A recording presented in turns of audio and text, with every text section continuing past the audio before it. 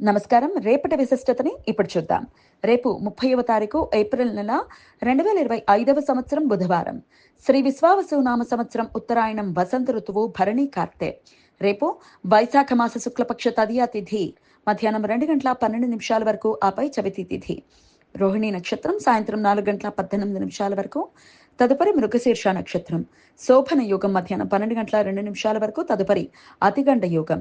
గరచి కరణం మధ్యాహ్నం 2:12 వరకు, వాణిజ్య కరణం రాత్రి 12:43 వరకు, తదుపరి భద్ర అంటే విష్టికరణం ఉంటాయి.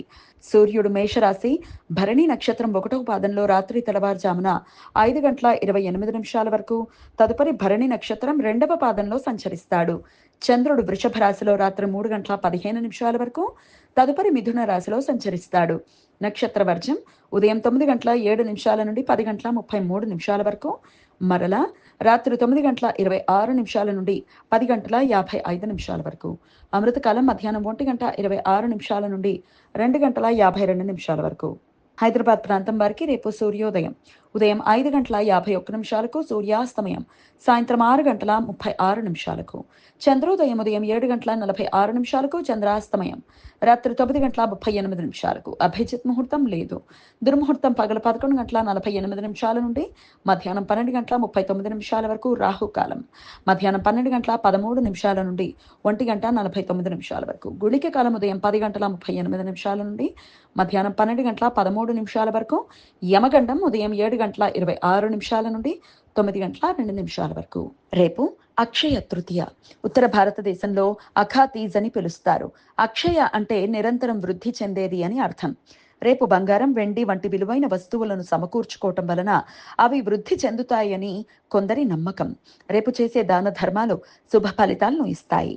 రేపు భక్తులు లక్ష్మీనారాయణుల పూజ చేయటం వలన కుటుంబంలో అనుకూల ఆహ్లాదకర వాతావరణం ఏర్పడుతుంది.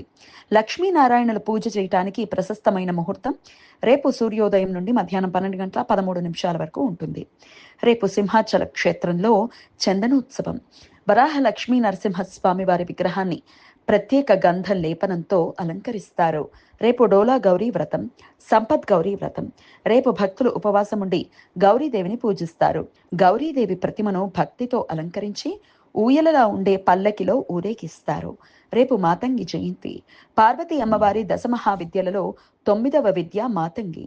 ఈ శక్తి మంచి వాక్చాతుర్యాన్ని, మేధస్సును ఇచ్చే తత్వం కలిగినది కాబట్టి మాతంగి దేవిని తంత్రరూప సరస్వతిగా కూడా పిలుస్తారు. కానీ మాతంగిదేవి ఎల్లప్పుడూ ఎంగిలి పదార్థాలు తింటూ చండాలంలో సంచరిస్తూ అంటరాని శక్తిగా కనిపిస్తుంది అని రూపవర్ణన. అందుకని ఉచ్చిష్ట చండాలిని అని, ఉచ్చిష్ట మాతంగి అని కూడా పిలుస్తారు. భక్తులు ఈ శక్తి అనుగ్రహం కోసం ఎంగిలి పదార్థాలను, మిగిలిపోయిన ఆహార పదార్థాలను అర్పిస్తారు. రేపు బసవేశ్వర జయంతి. రేపు మాస రోహిణి వ్రతం. జైన స్త్రీలు ప్రతి రోహిణి నక్షత్రం రోజు తమ భర్తల ఆయురారోగ్యాల కోసం ఉపవాసం ఉంటారు. రేపు కృష్ణ యజుర్వేద సాంప్రదాయం ప్రకారం పరశురామ జయంతి. విష్ణుమూర్తి దశ అవతారాలలో 6వ అవతారం పరశురామ అవతారం. శుక్ల యజుర్వేద సాంప్రదాయం ప్రకారం రేపు బలరామ జయంతి.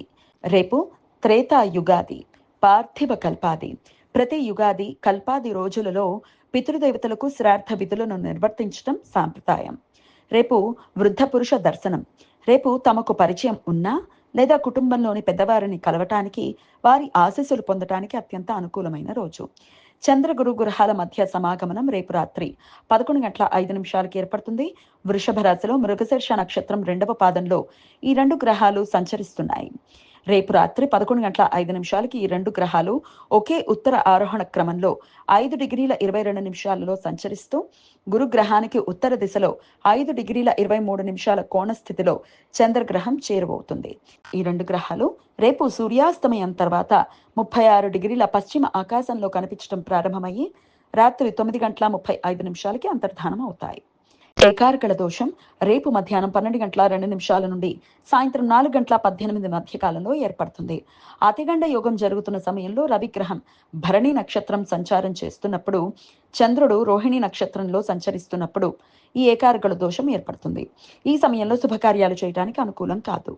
రోహిణి నక్షత్రం వృషభ రాశిలో 5 తారకల సముదాయం ఈ నక్షత్రం. ధ్రువ స్థిర స్వభావం. రోహిణి నక్షత్రానికి గ్రహ ఆధిపత్య దేవత చంద్రుడు. త్రిమూర్తులలో ఒకరైన బ్రహ్మ ఈ నక్షత్రానికి సంరక్షకుడు.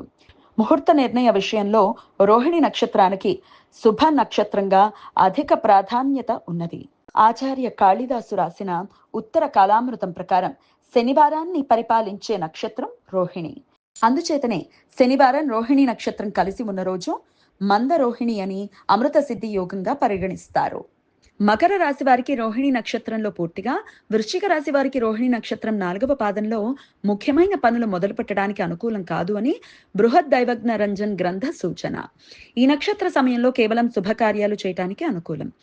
మాంగళ్య సంబంధిత పనులు, వివాహం, సీమంతం, దైవ కార్యాలు, దరఖాస్తుల మీద సంతకాలు తదితరాలు చేయటానికి అనుకూలం. అంతేకాకుండా వినాయక శాంతి పూజలు, సంగీత సాధన, నూతన వస్త్ర ఆభరణాలు కొనుగోలు చేయటానికి, ధరించటానికి, ప్రేమ, స్నేహం, శృంగార విషయాలకు అనుకూలం.